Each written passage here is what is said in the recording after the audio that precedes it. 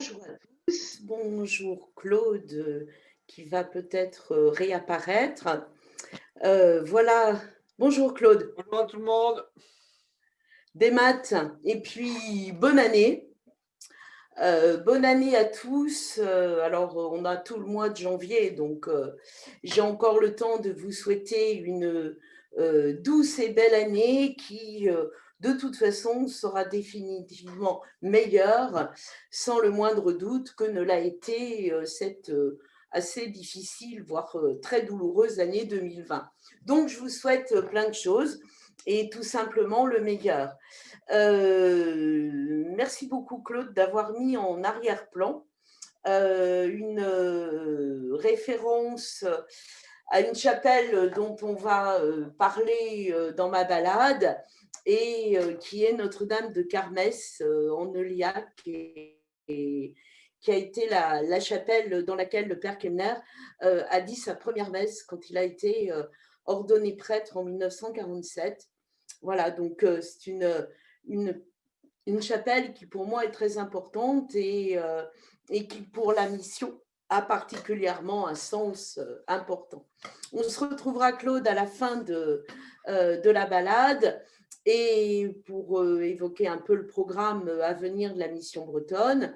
Alors cette fois je vais essayer de ne pas l'oublier. Si vous avez des questions, posez-les directement sur Facebook. Claude gère ça pendant l'heure que va durer cette balade. Voilà, donc on Juste, va. Françoise, Oui, un petit compliment, un petit complément aussi. Sur le vas-y. site de la mission, la page d'accueil où est diffusée cette conférence, vous avez également la possibilité de poser vos questions. Voilà, il y a un forum qui est en bas de la page. Tout au moins, s'il n'y est pas encore, vous allez le voir apparaître et vous pourrez ainsi poser vos questions. C'est impeccable. Merci beaucoup. Voilà, donc je vais vous proposer alors,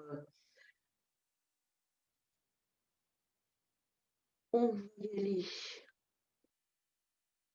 du diaporama.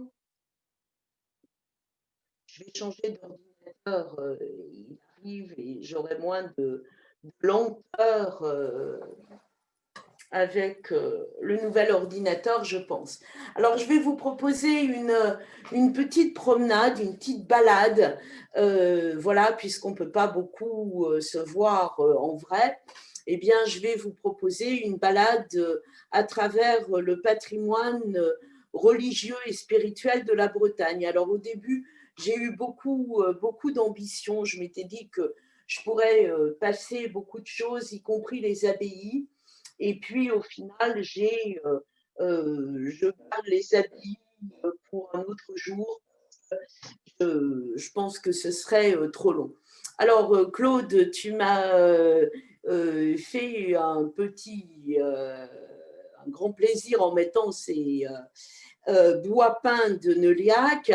Et ben moi, je commence juste cette balade à travers le patrimoine religieux de la Bretagne avec les mystérieuses croix de Lancerf, que tu connais bien, et qui montre que dans ce patrimoine religieux de la Bretagne, vous allez avoir évidemment de l'histoire, mais aussi beaucoup de légendes, de mythes, d'incertitudes, parce que si on les appelle les mystérieuses croix de Lancerf, c'est qu'on ne sait pas tout sur elles, elles ne datent pas de la même époque, et la Grande ferait sans doute référence à une bataille pendant laquelle Alain Barbetorte, revenu de Grande-Bretagne, allait pouvoir chasser les Normands de Bretagne, les Vikings, hein, les chasser définitivement de Bretagne, enfin pour ceux qui n'y ont pas fait souche.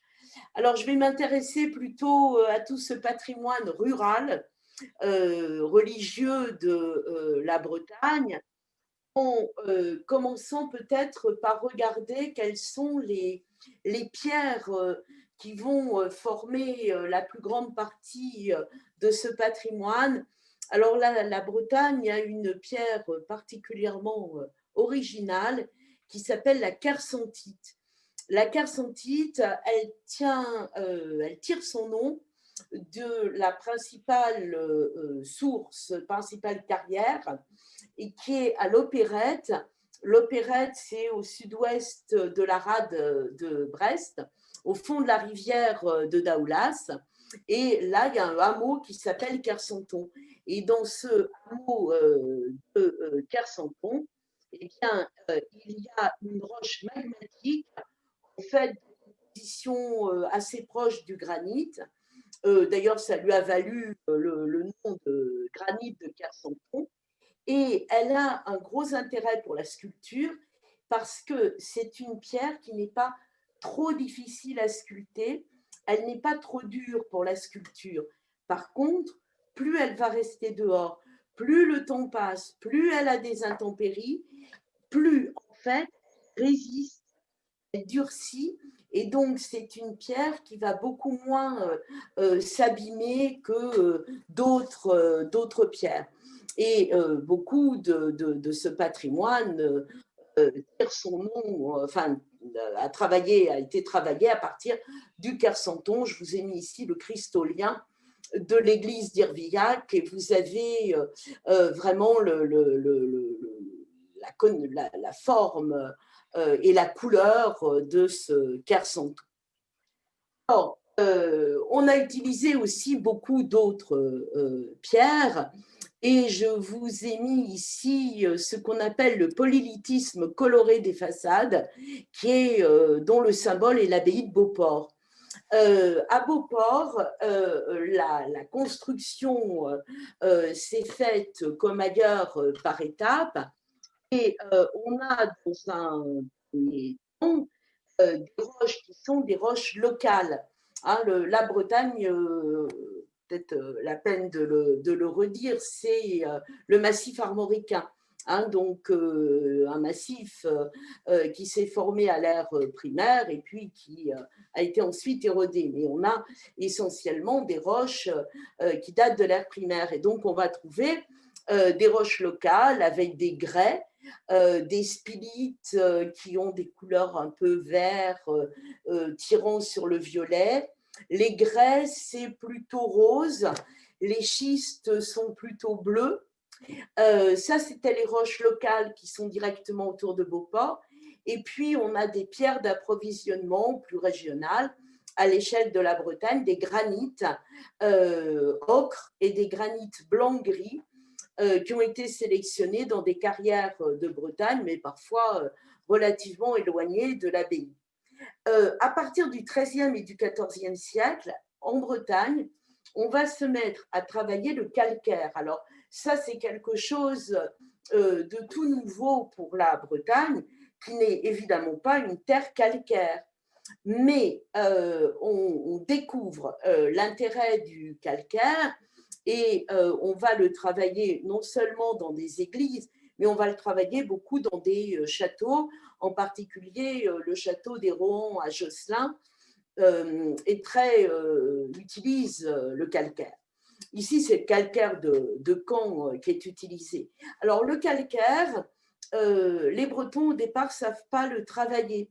Ils savent travailler le granit. Et à partir de la Renaissance, 14e et surtout 15e et 16e siècle, on va faire venir énormément de calcaire, et on va faire venir aussi des sculpteurs qui savent le sculpter. Et il va y avoir un échange qui est particulièrement intéressant avec des sculpteurs italiens qui viennent apprendre aux Bretons à sculpter, travailler le calcaire, mais en échange, les sculpteurs bretons vont apprendre à ces sculpteurs italiens à travailler le granit, les schistes, les grès, mais particulièrement le granit, parce que ce sont des roches que les Italiens connaissent mal et ne savent pas non plus très bien sculpter. Et à partir donc des 17e, 18e et dans les siècles qui suivent, on va travailler énormément les granites et donc le granit rose, etc. Et puis aussi des pierres particulières comme à Landévennec, donc ce qu'on appelle les pierres dorées de Logona, qui sont des micro-granites avec une domination de quartz ocre et blond, avec des cernes concentriques plus foncées, donc ce qui fait que ça répercute bien la lumière et ça donne des jeux de lumière qui sont absolument splendides. Voilà, donc vous avez une idée de ces pierres qui sont utilisées. Vous voyez, c'est la domination du granit, mais aussi grès, quartz, schiste et ce calcaire que l'on fait venir de loin, hein, et que l'on apprend à travailler. Alors, je me suis particulièrement intéressée à l'art breton, donc des chapelles, des calvaires, des croix, qui tirent une bonne partie de sa beauté et de sa richesse de la maîtrise de l'art roman breton. Et cet art roman breton, on le trouve, vous voyez la carte, on le trouve en Bretagne et particulièrement sur les côtes, mais il va aussi jouer un rôle dans d'autres régions avec des influences, en particulier dans ce qui était autrefois les marches de Bretagne.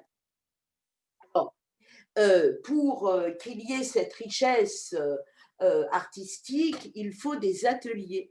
Et on aura l'occasion plusieurs fois de parler des ateliers. Le premier atelier très important, c'est l'atelier de Landévennec, qui va travailler en fait les chapiteaux d'une manière très originale et qui est assez différente de ce que l'on retrouve traditionnellement à l'époque dans d'autres régions. Alors, sur les exemples que je vous ai mis, il y en a un qui est particulièrement intéressant, un personnage en posture d'orant, c'est-à-dire de quelqu'un qui est en train de prier, hein, qui appartient à l'ancienne église abbatiale et à la période de reconstruction de l'abbaye après le retour. En fait, Landévennec est ruinée parce qu'elle est détruite par les Vikings et les moines de Landévennec doivent partir et ensuite on va petit à petit reconstruire un certain nombre de choses avec justement ces chapiteaux. C'est un style aussi très marqué par les entrelacs et qui allie des entrelacs où l'on peut voir une influence celtique, en particulier dans les deux chapiteaux du bas, mais aussi, ce qui est original, une figuration animale et une figuration humaine. Voilà, donc, et donc c'est différent des simples motifs géométriques ou des feuillages qui sont habituellement utilisés. Et ici, donc, le style de ces sculptures s'apparente assez à ce que l'on trouve dans les églises qui sont les églises de Saintonge et les églises du Poitou. Donc ça, c'est pour les ateliers. Il y a un deuxième grand atelier qui, à l'époque, va travailler sur les chapiteaux. C'est l'atelier de Fouesnant, qui, lui, est très, je dirais, influencé par les ateliers normands. Hein, on est postérieur à ces grandes invasions normandes et l'école de Fouesnant va emprunter des motifs aux ateliers normands. Alors, des motifs en pointe de diamant, hein, que vous aviez par exemple sur le chapiteau de droite, des motifs en étoile, mais aussi des lignes, des décors végétaux et une recherche à la fois audacieuse dans l'élévation de ces motifs et en même temps la recherche d'un bel équilibre. Et puis, il y a, vous le voyez en particulier sur le chapiteau de droite, vous avez des figures très particulières qu'on appelle les petites danseuses de Fouesnant, qui sont des personnages assez nombreux, qui occupent en général les corbeilles et qui sont accompagnés des étoiles ou des pointes de diamant que l'on a habituellement. Voilà. À partir du XVe siècle, on va entrer dans ce que l'on appelle le temps des paroisses. Alors, un tout petit peu d'histoire. Il se trouve que on est entre le XVe, XVIe siècle, dans l'apogée des toiles de lin, qui sont très importantes en Bretagne. Vous savez, pour développer le lin, il faut un climat et un milieu humide. Ah, donc, pas très étonnant que la Bretagne ait été très tôt un lieu où le lin va beaucoup se développer. Et les paroisses, dans les paroisses de Bretagne, particulièrement dans les paroisses du centre et du Léon, il va y avoir un enrichissement qui se fait grâce à ces toiles de lin, d'autant plus que l'on peut faire avec des voiles de bateau. Et donc, à l'époque, les voiliers à travers l'Europe ont souvent des voiles en lin de Bretagne. Voilà. Donc, il va y avoir un enrichissement, en particulier de certains groupes sociaux, dont un que les Léonards connaissent en particulier, qui sont les Jules-Odène. Et les paroisses vont s'enrichir.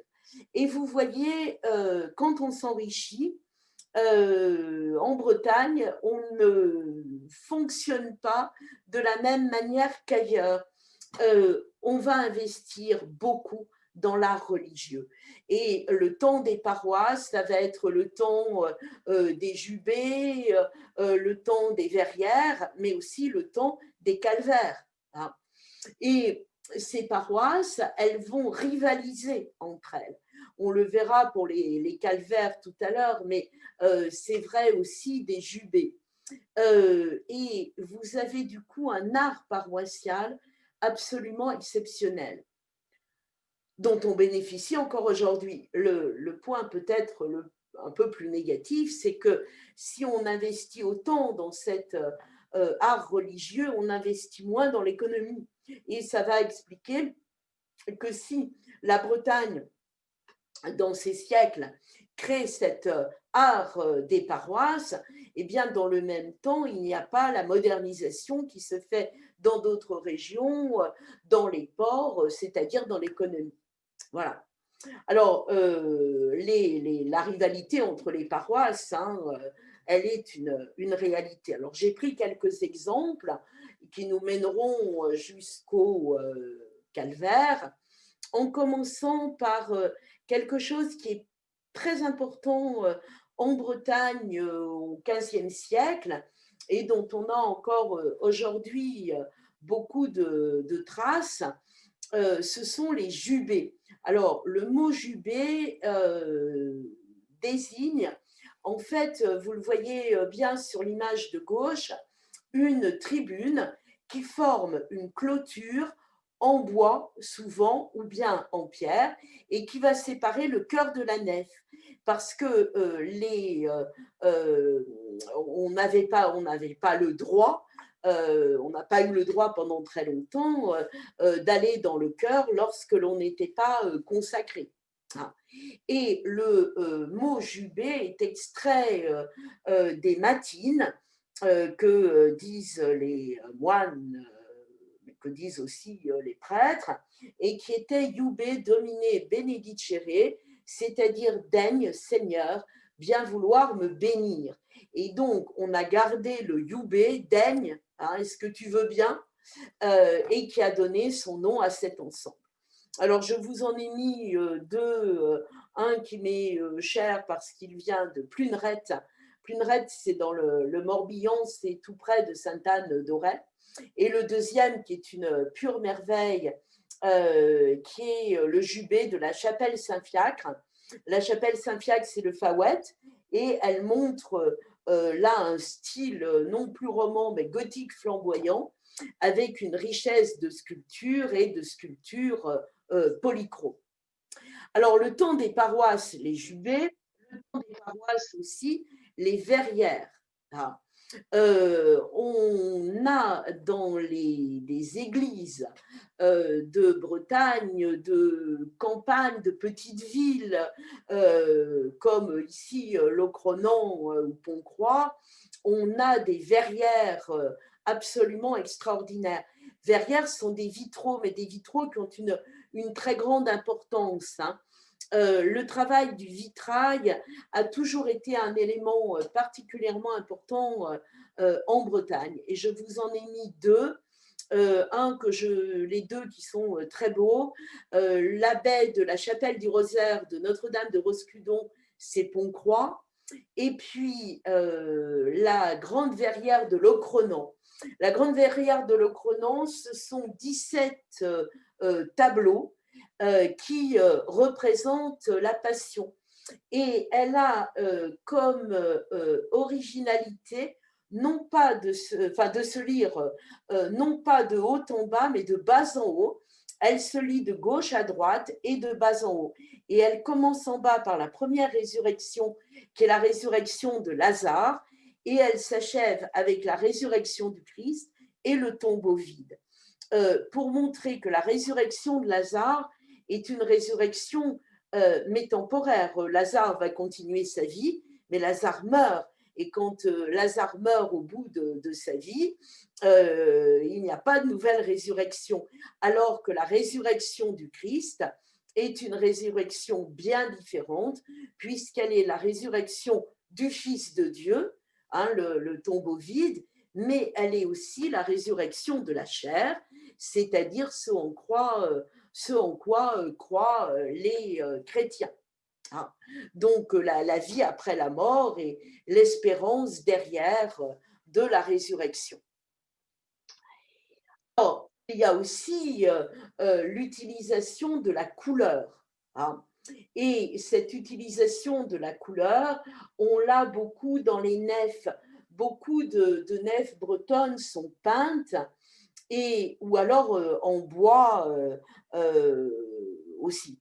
Mais vous avez souvent de la peinture.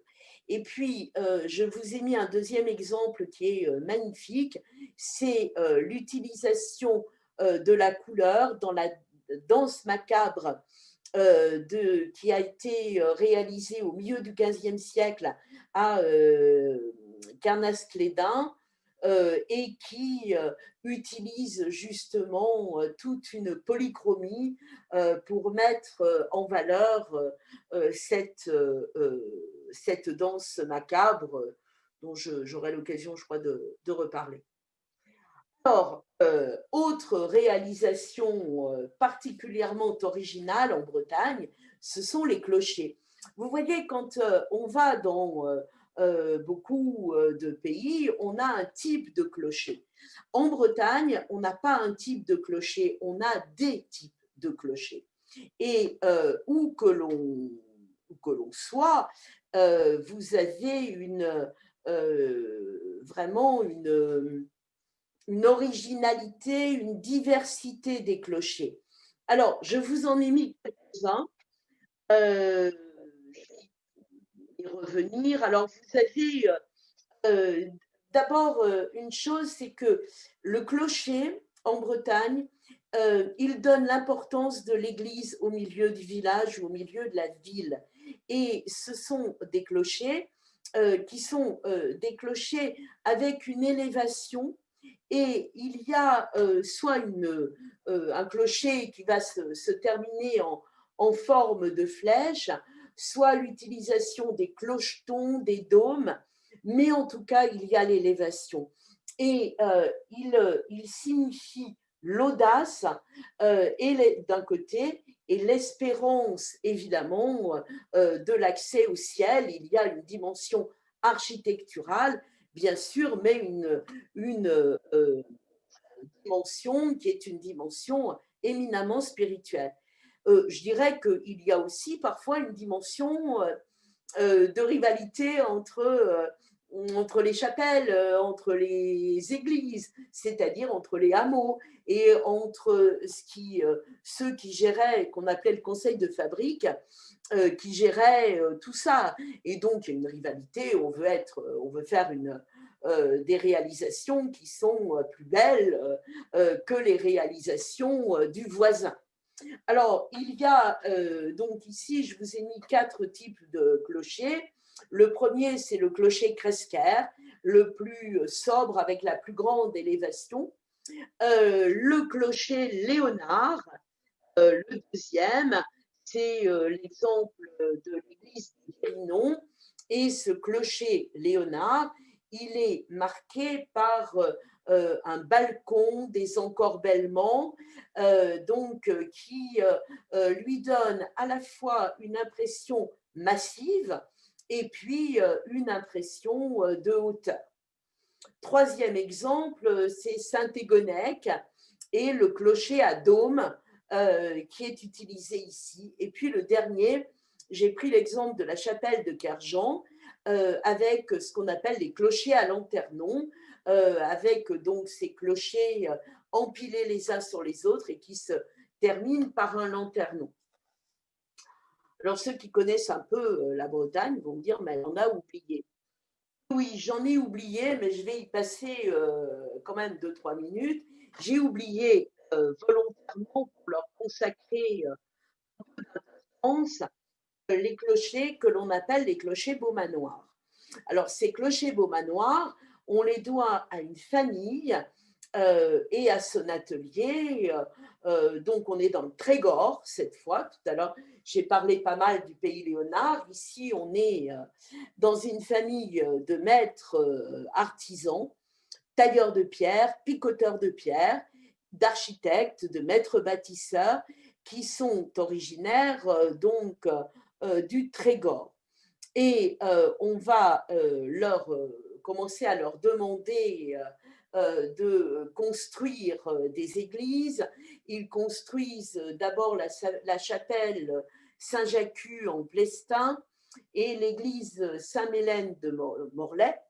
Et ça fait qu'ils sont particulièrement connus et leur réputation va gagner l'ensemble du Trégor, le Léon dans la foulée, et vers le sud jusqu'à la Cornouaille. Et leur activité, disons leur période la plus faste, c'est le 15e, 16e siècle, avec le fondateur qu'on appelle Beaumanoir le Vieil, Étienne, et Philippe, François, Guillaume, Thomas, Jean. On ne sait pas qui fait quoi dans les ouvrages, on sait qu'ils travaillent là. Et j'allais dire que on connaît, on peut dire, on ne les connaît pas, on ne sait pas très bien. Alors, il y en a qu'un qu'on connaît un peu bien, qui s'appelle Philippe, hein, et qui est architecte, maître d'œuvre, tailleur de pierre, et qui a laissé sa signature à pas mal d'églises et de chapelles extrêmement esthétiques. Alors, voilà, ces clochers Beaumanoir. J'aurais pu prendre d'autres exemples. Ils sont reconnaissables à leur clocher mur. Hein. Vous voyez sur la chapelle Saint-Nicolas de Plufure, on voit très bien ce clocher mur, avec en général, vous le voyez peut-être mieux sur l'église Saint-Yves de Plougonvin, une tourelle avec un escalier et des noues, des pans, des gables. Voilà, et c'est ce qu'on trouve en particulier dans le Batrigant.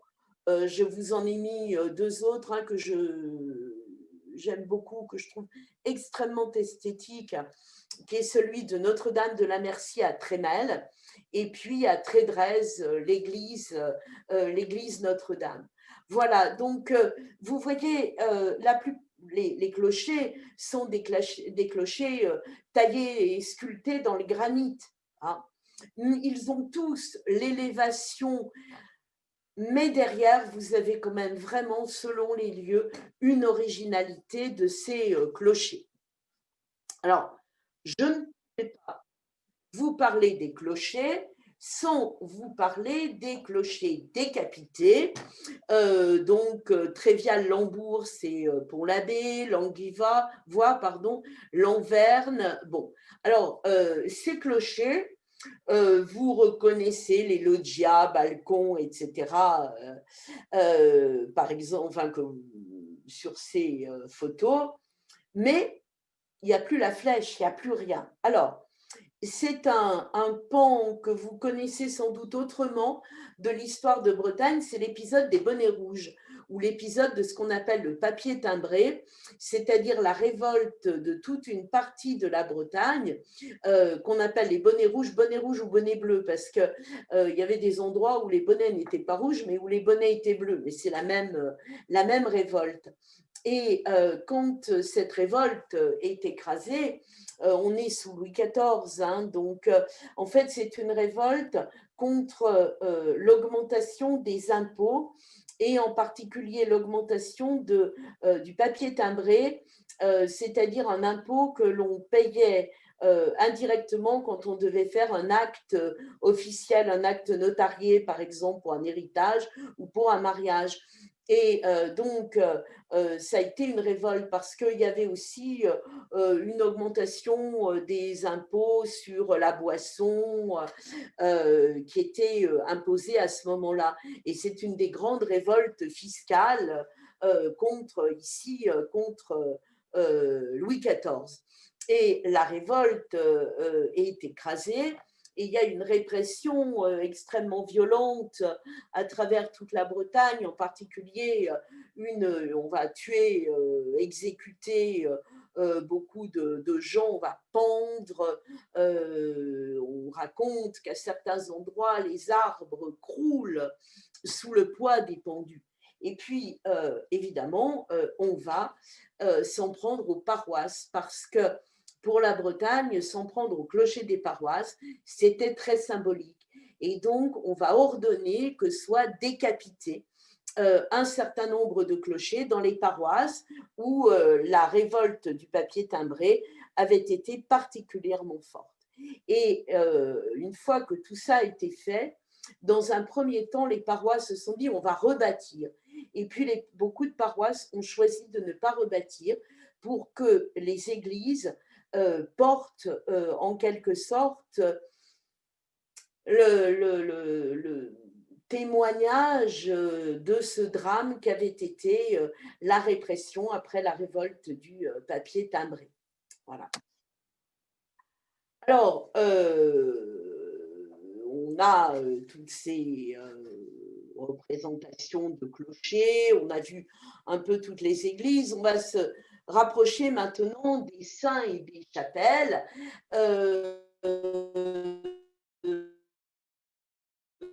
Alors, je ne vais parler que des chapelles les plus anciennes. Pourquoi ? Parce qu'en fait, il va y avoir un renouveau des chapelles, des églises aussi, et de l'art sacré en Bretagne à partir du lendemain de la Seconde Guerre mondiale. Et il va y avoir un élan particulièrement important de ces chapelles, mais qui sont très différentes de celles dont je vais parler. Beaucoup ont été initiés sous l'influence des Seisbreurs. Hein. Et il y a dans les écrits de Jeanne Malivelle, des écrits dans lesquels elle dit il faudrait peut-être moderniser les églises bretonnes. Alors elle est morte un peu tôt pour participer totalement à ce renouvellement, mais il aura lieu. Mais ça, ce sera l'objet, si ça vous intéresse, je ferai quelque chose là-dessus. Donc là, ce sont les saints et les chapelles. Il y a des saints en Bretagne partout, des représentations de saints dedans et dehors. Ça joue beaucoup le dedans et le dehors, beaucoup de statues polychromes, mais je n'ai pas résisté à l'envie de vous montrer une des grandes réalisations qui date des années 80, à la pointe de Billegroix. La pointe de Billegroix, c'est Arzon. Arzon, vous connaissez peut-être Port-Navalo, qui est un quartier d'Arzon. Et au bout donc de la presqu'île de Ruisse, il y a la pointe de Billegroix et le recteur qui était là dans les années 80, qui s'appelle René Hadot, et il s'est dit qu'il fallait renouveler le vœu qu'Arzon avait fait à Sainte-Anne, en particulier parce qu'il y avait beaucoup de marins à Arzon et que le culte à Sainte-Anne a toujours été particulièrement important de la part des marins, et les pèlerinages à Sainte-Anne-d'Auray étaient vraiment très très importants dans ce village. Et donc il a fait sculpter cette statue de Sainte-Anne qui, quand vous arrivez derrière, donne l'impression d'être un menhir, mais est une représentation de ce qu'était Sainte-Anne, les mains ouvertes. Dans l'appel aussi à la bénédiction, c'est appeler les enfants de Bretagne, c'est petits-enfants, la Mamgose, Arvre et Toned. Et en même temps, elle n'a pas d'auréole, mais la sainteté de Sainte-Anne est visible dans le travail, puisque elle a une forme d'amande, c'est ce qu'on appelle la mandorle. Et quand on représente la sainteté, vous pouvez représenter la sainteté de différentes manières. On connaît évidemment les auréoles, mais la mandorle est aussi une forme très spécifique de représentation de la sainteté. Et puis, à côté, je vous ai mis Sainte-Anne la Palue, qui est un des grands lieux de prière et de dévotion à Sainte-Anne, comme Sainte-Anne d'Auray ou autre. Et alors, peut-être pour que vous voyez qu'il y a eu parfois des syncrétismes entre les époques, il y avait à l'époque antérieure des vieilles religions celtiques une déesse mère qui était appelée Anna et dont le culte était particulièrement important dans les zones marécageuses. Et il se trouve que quand vous êtes à Sainte-Anne-d'Auray ou à Sainte-Anne-la-Palue porte le nom, et vous êtes dans des zones où il y avait autrefois un culte à cette déesse mère et des zones marécageuses. Voilà, et j'ai mis aussi Sainte-Anne-la-Palue parce qu'elle est à l'origine d'une des jolies légendes de Bretagne expliquant que c'est là où Anne aurait terminé sa vie avant d'avoir vécu pour échapper à un terrible mari. Elle était princesse et elle avait fui sur un bateau et s'était réfugiée là où elle voulait se réfugier, là où le bateau l'emmènerait, et elle est arrivée en Terre Sainte. Et là, elle a rencontré un homme qui s'appelait Joachim, qu'elle a épousé. Elle a une fille qui s'appelait Marie, et qui a épousé un certain Joseph, et ils ont eu un enfant dont elle était la grand-mère et qui s'appelait Jésus. Et quand elle a eu élevé sa fille et l'avoir mise à l'abri du besoin, elle est rentrée en Bretagne, débarquée à Sainte-Anne-la-Palue, et la légende raconte que quelque temps avant la crucifixion, eh bien, Jésus et quelques-uns de ses apôtres, sans doute Pierre et Jean, le disciple que Jésus aimaient parce qu'il était le plus proche du cœur du Christ, eh bien, sont venus rendre hommage à la grand-mère de Jésus, c'est-à-dire à Sainte Anne. Sainte Anne est avec Sainte Yves, la patronne de la Bretagne, et elle a été très tard parce qu'elle est prouvé qu'elle existe. Elle n'est pas dans les Écritures saintes, sauf dans les apocryphes, et elle est devenue patronne de la Bretagne en 1914. Alors, derrière l'exemple que je vous donnais ici, il y a la spiritualité des chapelles et celle des calvaires. Alors après, toute présentation est un choix. Je vous ai mis d'abord, je vois que j'ai oublié l'auteur, une petite citation d'Auster et oh là, mon breton est nul. Auster et Noveren et Urchapelic d'Hydrouz et mes œufs brésisés. Ô douceur des messes dans une petite chapelle au milieu, cachée au milieu de la terre bretonne. C'est un extrait de Jan Bercalor, hein, le poète groisillon mort pendant la Première Guerre mondiale et qui a écrit un livre merveilleux en bilingue qui s'appelle Arène Daoulin, à genoux, et dans lequel il y a cette petite phrase qui était une des phrases préférées du père Kellner, et quand il emmenait les gens dans cette chapelle Notre-Dame de Carmès, il rappelait toujours ce poète. Notre-Dame de Carmès, c'est une chapelle, alors c'est important, c'est Carmès, hein, c'est pas Notre-Dame des Carmes, vous verrez pourquoi après. Elle a été construite au XVe siècle. Elle a abrité une confrérie comme il en existait à l'époque des âmes du purgatoire et la confrérie du scapulaire, qui est l'image que l'on porte. Et elle est connue pour un pardon extrêmement important. Et elle a toujours été préservée. Et il y a une richesse dans l'ensemble, on va le voir, qui est due pardon, au fait qu'on est dans le Morbihan, pas très loin de Pontivy, et qu'on est dans une région qui était protégée par la grande famille de Rohan. Alors pourquoi Carmès? Parce que c'est en fait non pas les Carmes, mais Armès, qui signifie le domaine des champs, c'est-à-dire la chapelle consacrée à la Vierge, élevée au milieu des champs, au milieu donc de la campagne bretonne.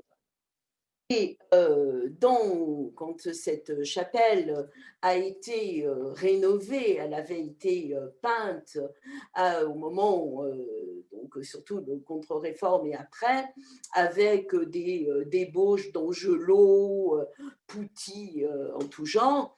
Et puis on a découvert des lambris extraordinaires qui dataient du XVe siècle, qui sont aujourd'hui protégés et qui raconte la vie de Sainte Catherine d'Alexandrie.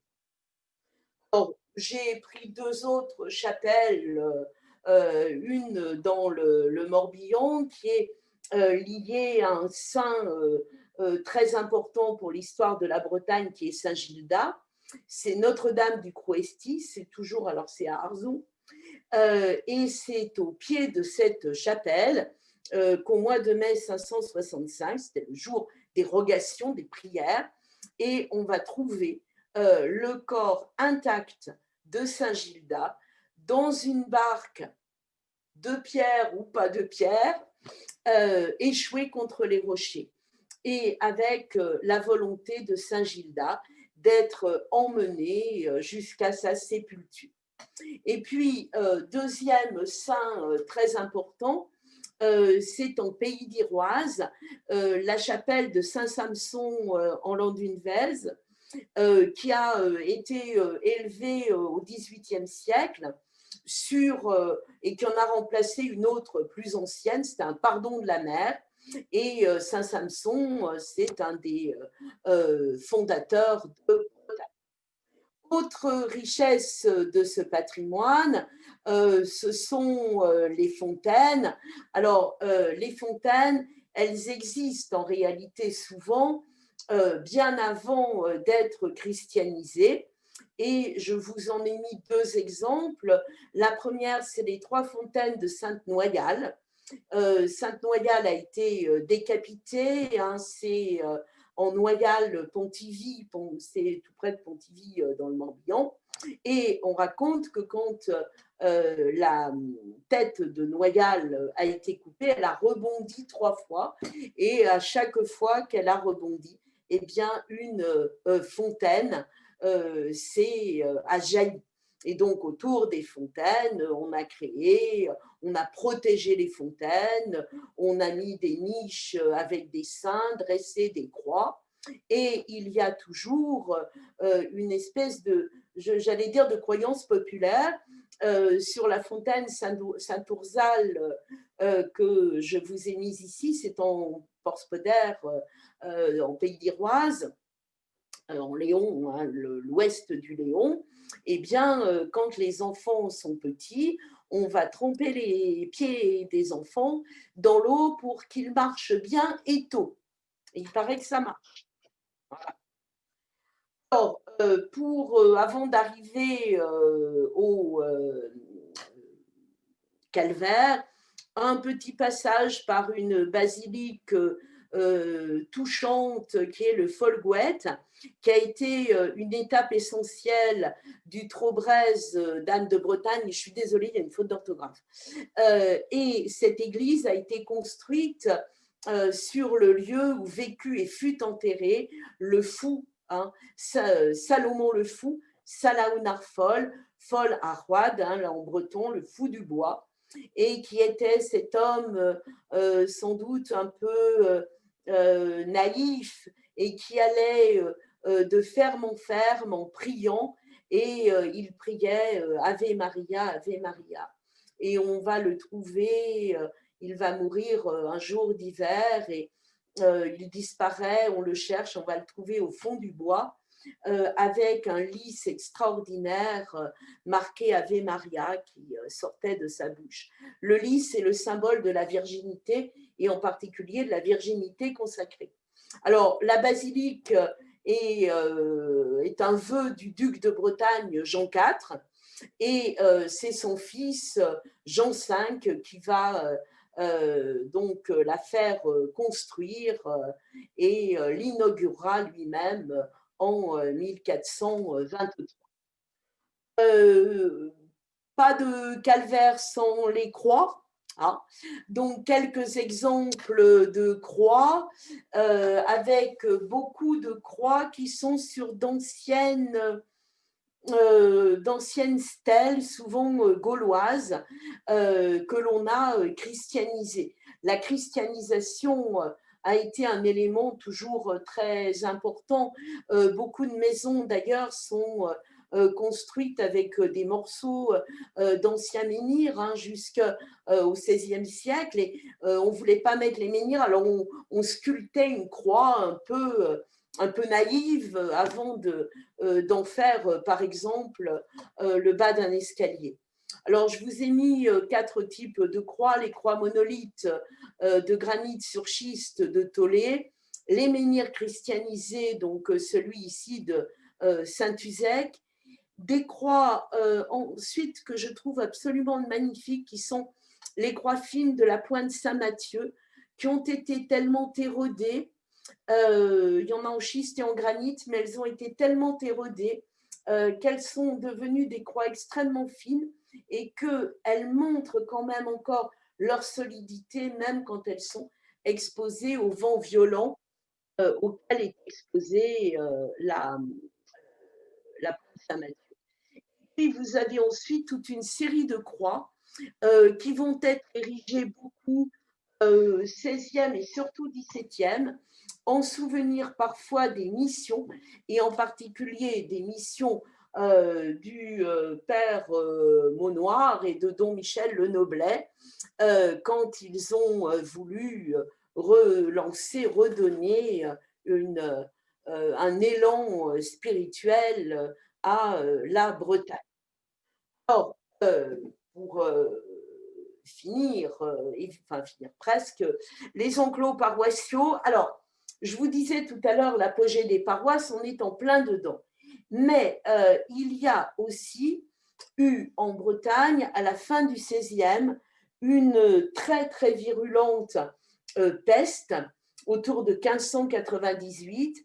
Et donc, beaucoup d'enclos paroissiaux ont été érigés pour conjurer la peste ou alors pour rendre grâce quand la peste avait épargné ou, disons pas trop, affaibli le village, la paroisse.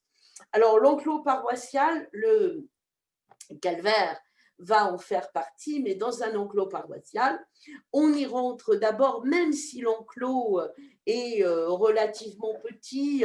Je pense par exemple à l'enclos de Plouarzel dans le Finistère ouest.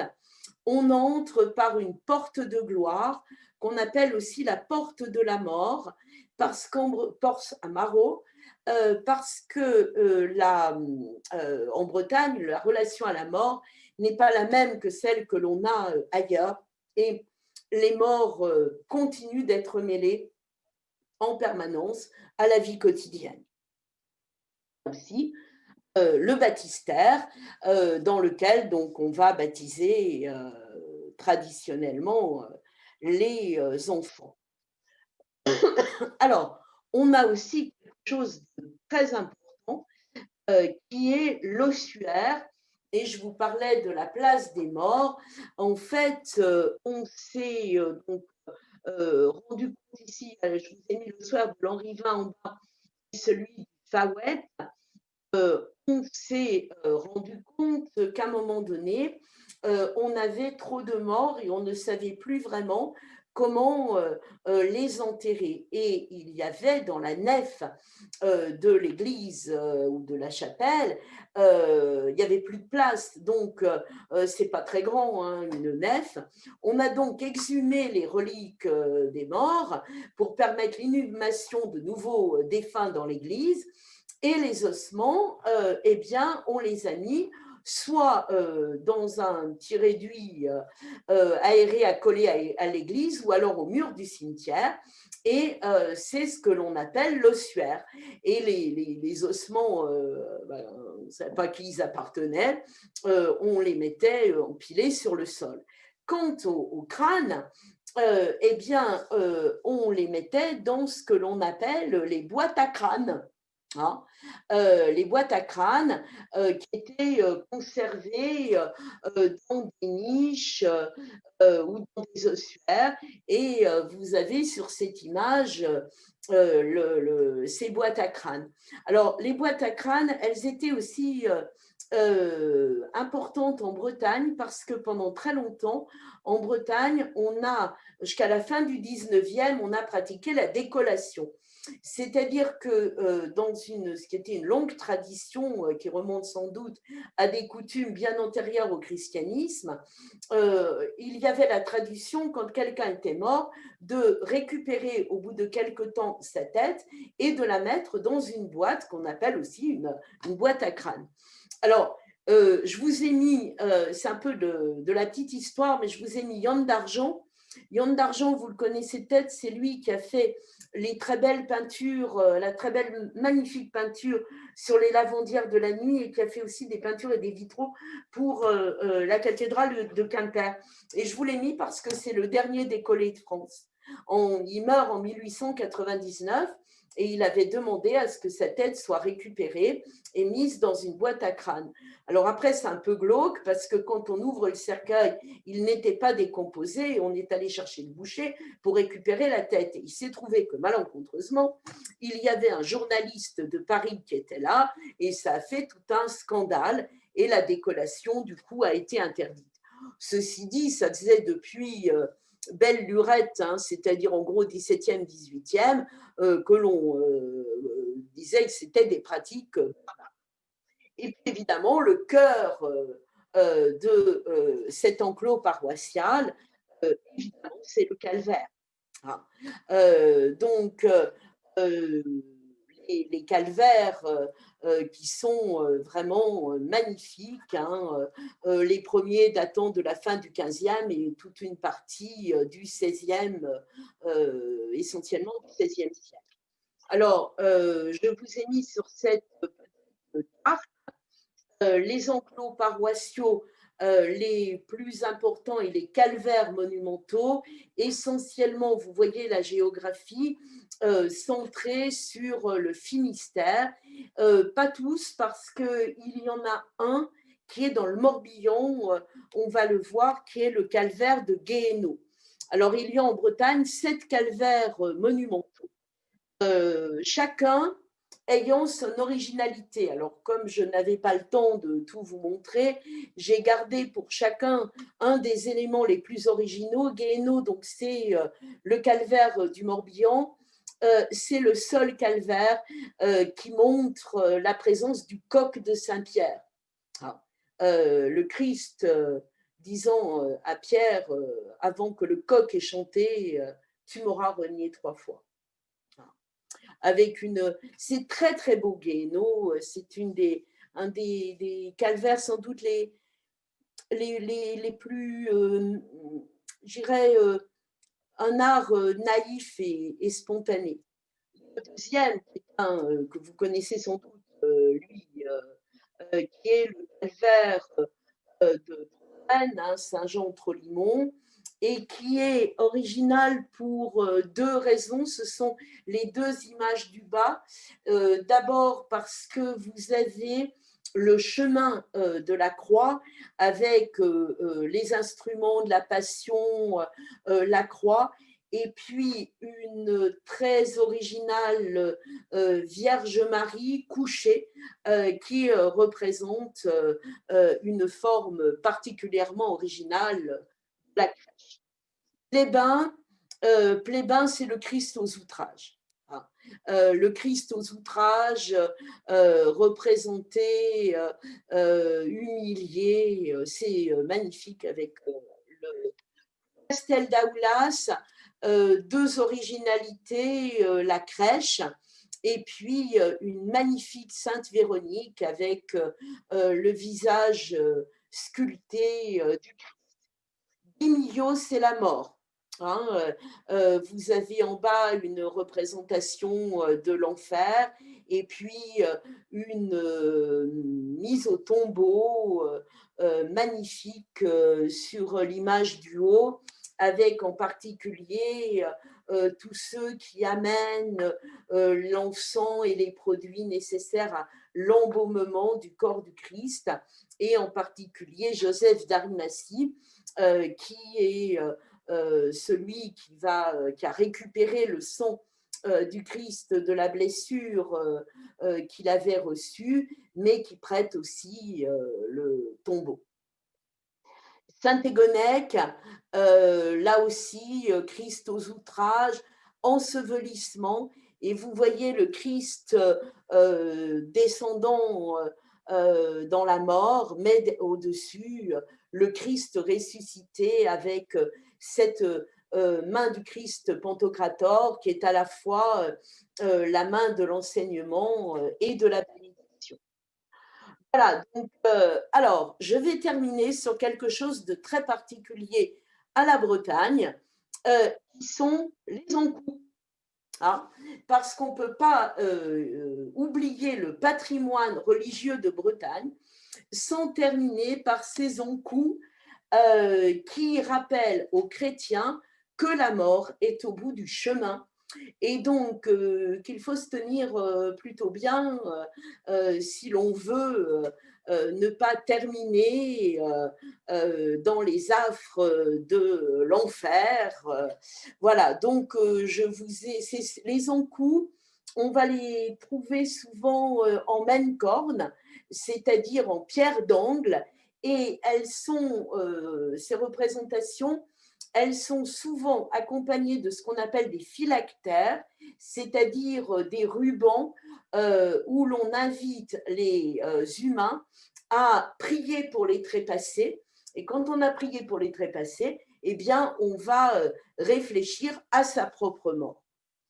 Alors, on les met parfois dedans, parfois dehors. Je vous ai mis la statue de l'Ankou dans l'église de Ploumillot et l'Ankou à côté qui se trouve sur l'église de Noyal-Pontivy dans le Morbihan. Sous l'Ankou, on met aussi un bénitier, ici à Ploudiry et à La Roche-Maurice. Et en fait, c'est un bénitier qui n'est, c'est pas un fond, ce sont pas des fonds baptismaux, hein. En fait, quand on emmenait les eaux à l'ossuaire, il y avait un rituel qui était un rituel de l'eau et on rassemblait les eaux, on les aspergeait d'eau bénite, soit on les avait sortis de l'église, soit on les avait trouvés dans l'enclos autour de l'église. On n'entrait pas dans l'église, on les aspergeait d'eau bénite en dehors de l'église, hein. Donc, l'encou était en position dominante sur le bénitier. Et sur cet encou, ici, donc toujours à La Roche-Maurice, sur le bénitier de l'ossuaire, l'encou est menaçant, hein. C'est d'un côté l'idée que moi j'ai été jugé, rappelle-toi mon jugement, il sera le tien, mais on y lit je vous tue tous. Ah. Donc, de quoi faire peur aussi. On pourrait faire tout un truc hein, sur l'Église et les... Alors, l'encou, il est muni en général d'une grande flèche et il s'apprête à frapper. Donc, parfois un dard simplement, et puis la plupart du temps des flèches. Et quand il y a des flèches, il y a en général aussi des os, et en particulier un tibia. Les encous, on les retrouve aussi avec d'autres attributs, des houes, des pelles à Ploumillot ou à Ploua. Et il rappelle, pour finir, l'égalité de tous devant la mort. Et on va terminer par cet encou hurleur. C'est Prosper Mérimée qui avait appelé le spectre hurleur, pardon, de Bulla pestivien. Voilà, donc j'espère que ça vous a donné envie d'aller vous balader en Bretagne. Il y a tout un itinéraire à faire sur ces traces du patrimoine rural breton. Voilà, j'ai pas pu tout faire, mais on pourra peut-être voir les abbayes et puis les changements à partir de l'art plus moderne qui est aujourd'hui. Voilà, je vous remercie beaucoup. Claude, je te repasse la parole.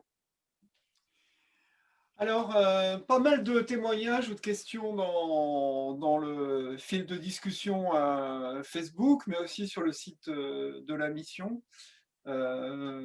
Ouais, ça c'est derrière moi là, Notre-Dame de Carmès. On avait eu droit à une petite visite privée de parties qui ne sont pas visibles au public. J'en ai profité pour prendre quelques photos et ça m'a semblé intéressant de présenter cette illustration qu'on doit voir que dans les livres, à mon avis. Alors, justement, quelqu'un de Neuliac nous suivait, on le connaît, c'était Flamme, qui nous envoie son bonjour. Pas mal d'autres aussi personnes qui sont là, Odile, nos jeunes amis d'Assas, Lionel, voilà. On a un témoignage particulier de Dominique René Louis Arthur. Je ne sais pas quel est son vrai prénom, et il nous le dira. Il dit que 2 jours de suite à écouter des conférences, c'est une véritable aubaine pour ressusciter mon esprit, écrit-il. Il nous remercie pour tout ce qu'on fait et il nous suit d'Antony dans le 92. Alors, une remarque qui est intéressante d'Armel en disant oh ben, tout compte fait, c'est beau toutes ces choses qu'on ne peut pas expliquer de manière rationnelle et le mystère est toujours source voilà, de merveilles. Personnellement, j'ai pu visiter l'ossuaire de l'Henri-20. J'allais à un fest-noz dans la salle des fêtes qui se trouvait juste à côté. J'étais un peu en avance, il faisait nuit, j'ai été passer ma tête à travers les orifices quoi, de l'ossuaire. Et ben, je peux vous assurer qu'il est complètement plein. Il est complètement habité. Voilà, on a une question de Lionel. Je pense que ça faisait référence à ce que tu as dit, Françoise, sur Sainte-Anne-la-Palud. Il nous cite une chapelle Sainte-Anne, une chapelle dédiée à Sainte-Anne, qui est dans l'île-et-Vilaine à Saint-Broladre et qui est située dans une zone marécageuse. Et donc la question qu'il pose, c'est est-ce qu'on trouve la même origine pour cette chapelle? Oui, c'est en fait, il faudrait que j'aille regarder parce que je la connais de nom, mais j'irai vérifier, puis je pourrais lui répondre sur le forum. Mais c'est vraiment quelque chose de très frappant que le culte de cette déesse mère Anna ait toujours été dans des zones où l'eau était abondante et de l'eau stagnante marécageuse, et que le culte de Sainte Anne, mais j'irai vérifier pour celle-là. Parce que là, spontanément, je sais pas, je voudrais pas lui dire une ânerie. Mais ça Alors me semble, Jean-Christ, oui. J'ai pas entendu. alors non, je voulais dire que Jean-Christophe nous apporte un témoignage d'une église située à Trédrez-Loquemo, donc dans le Trégor. Je pense qu'il doit être de par là, Jean-Christophe. Et donc, qui nous dit que cette église, avec son mur-clocher, son clocher à beau manoir, est aussi un des points de départ des chemins de Saint-Yves. Voilà. Et une question de Stéphanie. Alors, je ne sais pas à quel document elle fait référence, mais est-ce que les documents sont disponibles sur demande? Ah, bah, si elle veut, elle m'envoie un mail et puis je peux lui envoyer ceux que j'ai le droit d'envoyer. Mais elle peut avoir mon mail, hein. Ou D'accord. alors elle envoie un contact à la mission. Ouais, je pense que c'est mieux. Donc, Ouais. je vais lui répondre. contact@missionbretonne.bzh. Elle me dit ce qu'elle veut comme document et je lui réponds.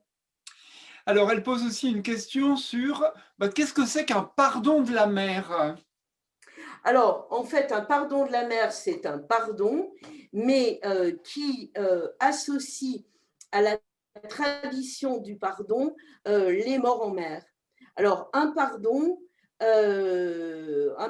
c'est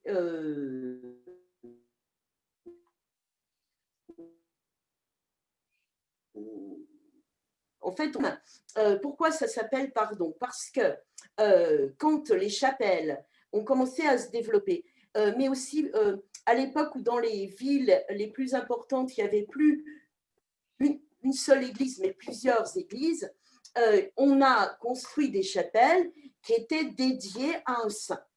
Et autour de ces chapelles, les gens vont se rassembler. Dans les villes, c'était parfois la chapelle d'un quartier. Par exemple, sur les pardons de la mer, comme à Arzon, à la chapelle du Crouesti, il y avait l'église du village et il y avait le lieu de pardon qui était en bord de mer. Mais il y avait aussi d'autres lieux. Il y avait un pardon à Kerney, qui était un village aussi à côté, etc. Et donc, une fois par an, on fêtait le saint ou la sainte.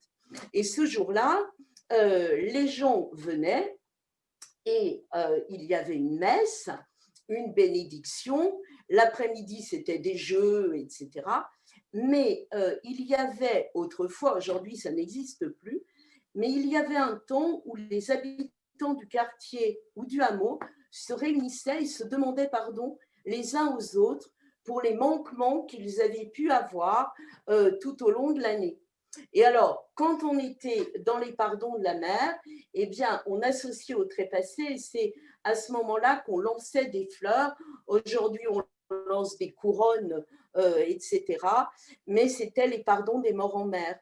Et vous avez beaucoup de villages et c'est le cas d'Arzon, par exemple, où il y a eu beaucoup de morts en mer, et donc vous avez une tradition qui existe toujours, hein, tous les 15 août, ça existe encore, mais ça rappelle le vœu qui avait été fait par les Arzonnais.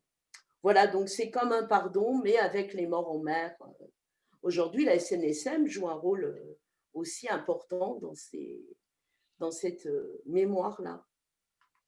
Voilà. Et voilà pour le pardon. Alors, Dominique, en fait, je me suis laissé entraîner par les autres prénoms. Donc, Dominique nous demande, voilà sa question, y a-t-il eu beaucoup de menhirs qui aient été christianisés? Oui, il y a eu beaucoup de menhirs. Alors, il y a eu beaucoup il y a des zones, par exemple, alors je ne sais pas sur la Bretagne en totalité, mais je sais que sur une partie du patrimoine d'Iroise que je connais bien, il y a eu des endroits où il y a eu entre le tiers et la moitié des menhirs qui ont disparu. Alors, il y en a qui ont été disparus, détruits, utilisés parfois pour faire des murets, et puis les autres ont été christianisés.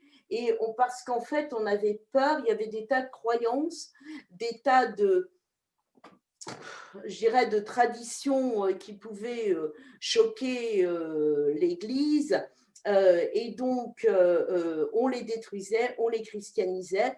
Mais là, je vous en ai montré un qui est magnifique.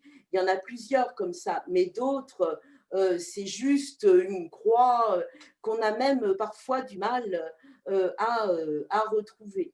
Et vous avez donc, on les retrouve sur les murets des champs, et puis chez des gens. Hein. On a, et sont chez des gens, on retrouve des morceaux mais gigantesques de menhirs.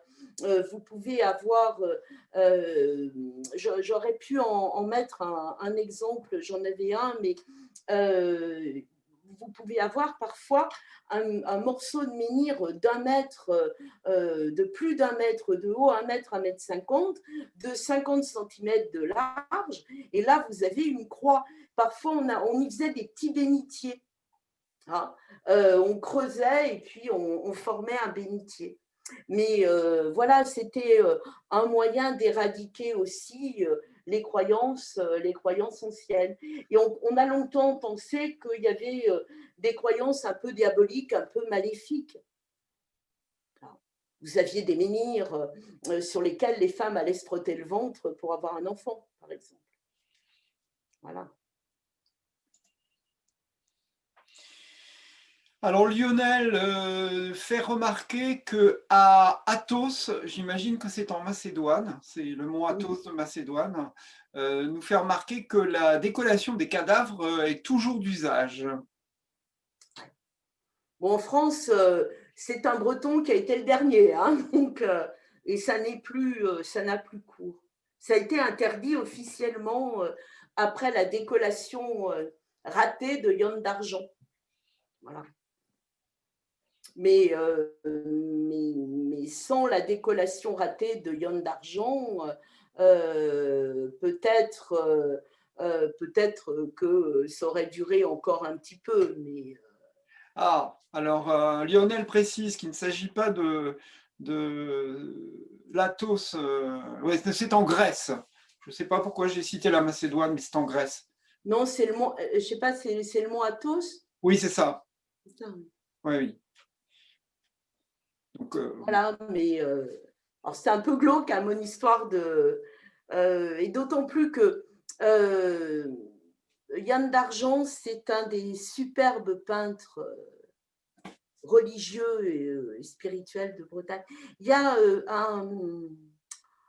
il y a un adorable petit musée à Saint-Servais. Alors j'espère qu'il existe toujours sur Yann d'Argent. Mais c'est touchant, c'est dans une école, c'est un vieux monsieur qui s'en occupe. Voilà, et on peut voir la tombe de Yann d'Argent. Il y a des peintures de Yann d'Argent dans l'église, et il y a l'atelier de Yann d'Argent, et là on voit sa boîte à crâne. Voilà, Saint-Servais. C'est très, très touchant comme lieu, mais moi je ne suis pas allée depuis quelques années, mais j'espère que ça existe encore, j'en sais rien. Faudrait aller, aller regarder, mais je ne sais pas, et là je ne vais pas avoir le... Mais c'est très beau. Il y a aussi tout ce qu'il a fait à... ben, il est marqué encore, le musée Yann d'Argent. Donc, c'est Saint-Servais, c'est l'Andivisio, c'est pas loin de Brest. Voilà. Voilà. Est-ce qu'il y a d'autres Non, des remerciements, des témoignages de remerciements. Bon, ben moi aussi, merci beaucoup. Voilà. Claude, tu nous dis 2-3 trucs sur le programme à venir de la mission? Ouais, volontiers. Alors, il faut que je change l'écran que vous voyez, le fond que vous voyez derrière moi. Donc, le voilà. Donc, on vous donne dans la colonne de gauche les prochains événements dont on est quasi sûr qu'ils vont avoir lieu. Donc, le prochain Café Histoire aura lieu le samedi 6 février dans l'après-midi. Le suivant aura lieu le 3 avril. Donc, ils porteront sur Nathalie Lemel et sur Jeanne Malivelle. Et il y en a un au mois de mars qui est sur Joséphine Pencalette. Et entre les deux, absolument oui, j'ai zappé celui-là sur Joséphine Pencalette. On va parler des Là, je vais essayer d'inviter Nolwenn et Evelyne pour qu'elles chantent la chanson des Sardinières. En attendant d'autres conférences comparables à celle de cet après-midi, il y en aura une le dimanche 7 février, non pas mars comme c'est indiqué ici. Françoise, peut-être que le sujet est déjà défini. Bah, en fait, ça dépend. J'ai une ou deux pistes pour que ce ne soit pas moi. Si ça marche, mais j'ai pas eu de réponse encore. Voilà, donc j'ai contacté 2 personnes pour qu'elles interviennent, mais elles m'ont pas donné. Je leur ai envoyé plusieurs dates. Voilà. Et si ça marche pas avec elles, eh ben, je continuerai mon patrimoine de Bretagne. Je sais pas, je ferai les abbayes. Voilà.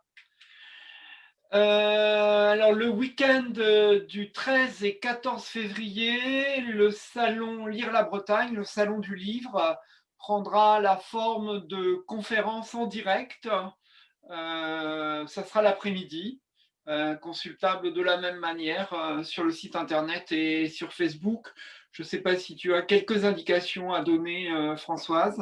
Alors, il y a pas mal d'auteurs qui veulent intervenir. Il y aura une table ronde sur les romans policiers en Bretagne. Et puis, il y aura des conférences donc en français, en gallo et en breton. Et des présentations de livres aussi en gallo et en breton, en plus de la présentation en français. Et on a plusieurs auteurs, enfin pas mal d'auteurs qui sont prêts à intervenir, comme Claire Fourier, par exemple, Lorraine Fouché, Frédéric Morvan, Gérard Chevalier, Luc Corlouer, Pierre-Yves Le Priol, voilà, donc j'en passe. Cette semaine, je ne suis pas très en avance, hein, je m'en rends compte, mais je croule un peu sous le boulot et avec la Covid, ça n'aide pas. Mais on va commencer un programme qu'on va pouvoir diffuser. J'ai fait la liste de tous les auteurs qui veulent participer. Voilà. Mais ce qui est vraiment très bien, c'est qu'on a eu beaucoup d'auteurs qui nous ont répondu: oui, oui, moi je viens, je peux faire ce que vous voulez. Il y a Marie Sizun aussi, et qui nous ont dit: mais c'est très bien de ne pas l'avoir annulé. Même s'il y a moins de choses, même si c'est sous une forme différente, il n'y aura pas l'annulation du salon 2021. Donc ça, c'est bien. Voilà. Dimanche dernier, vous avez peut-être remarqué qu'on a fait un Fest Day entre 15h et 18h. 18h à cause du couvre-feu, ce qui nous a permis de tout ranger à la mission et de rentrer chez nous. C'était animé par des musiciens et chanteurs de la mission bretonne. Franchement, c'était très, très agréable, très sympa. Beaucoup de gens ont suivi et ont dansé en direct de chez eux. Les prochains sont prévus le 21 février et le 28 mars, si bien sûr les conditions sanitaires nous permettent de faire ce huis clos à la mission bretonne. C'était en direct de la mission ce jour-là. Là, on est chez nous. Également le Canard-Bauble, c'est le concours de chant, de contes et de musique de Bretagne, devrait avoir lieu cette année sous une forme particulière. Là encore, ça sera à huis clos avec les candidats à la mission et leurs supporters chez eux. Il y aura un jury qui permettra de sélectionner les meilleures prestations de manière à ce que les vidéos soient envoyées à Pontivy pour participer à un concours qui sera virtualisé. On a retenu la date, ça sera le 10 avril 2021. Voilà, on reparlera de ce concours prochainement sur notre site internet et sur la page Facebook qui est dédiée au Canard-Bauble Île-de-France. Donc vous voyez pas mal de choses en perspective de manière quasi sûre, si la Covid nous permet de faire ces activités en virtuel. Vous retrouverez tout ça assez vite sur le site internet de la Mission Bretonne, mais vous en avez la primeur, vous qui êtes là aujourd'hui. On a d'autres événements en gestation. On va essayer d'ici à la fin de ce mois ou au début du mois de février de faire un direct avec Jeanne Olcoz. Jeanne Olcoz, il est à côté de Rostronin. C'est le spécialiste de la danse ficelle. Il est venu l'année dernière au mois de janvier pour la 30e fois à la Mission Bretonne pour enseigner la danse ficelle. Donc, on va essayer de ne pas déroger à cette habitude. Ça sera sous une forme particulière et il nous parlera de cette danse. On l'espère, on a encore à finaliser un peu tout ça. On devrait aussi avoir une autre conférence sur la danse un peu plus tard avec un autre spécialiste de la danse. Notez également des soirées contes, soit par l'atelier conte de la mission. Il y a eu une soirée juste avant Noël.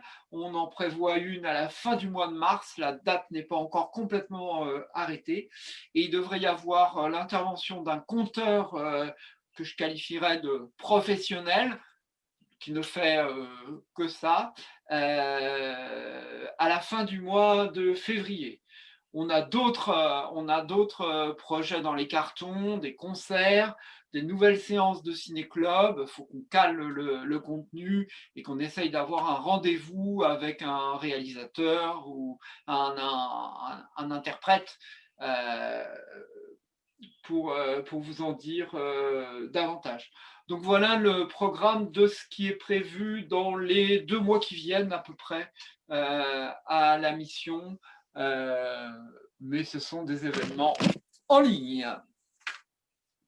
Oui, mais là, tu vois, j'ai 1 ou 2 personnes d'Évangile et Vie et puis d'autres qui viennent de m'envoyer. C'est franchement, alors, plusieurs, mais il y en a une qui est bien. C'est franchement bien et l'annonce de tout ce qui vient est formidable. La mission n'est pas fermée, elle vit, merci. Voilà. Oui, oui. Oui, et on est assez content de ça. Oui. Voilà. Bon, ben, on va se dire au revoir. Claude, merci pour tout parce que, voilà, moi j'ai raconté les choses, mais techniquement, heureusement que tu es là. Et puis c'est très bien, effectivement, que tu aies fait cette présentation de la vie, de la mission à venir. Voilà, merci à tous. Au revoir. Kenawada.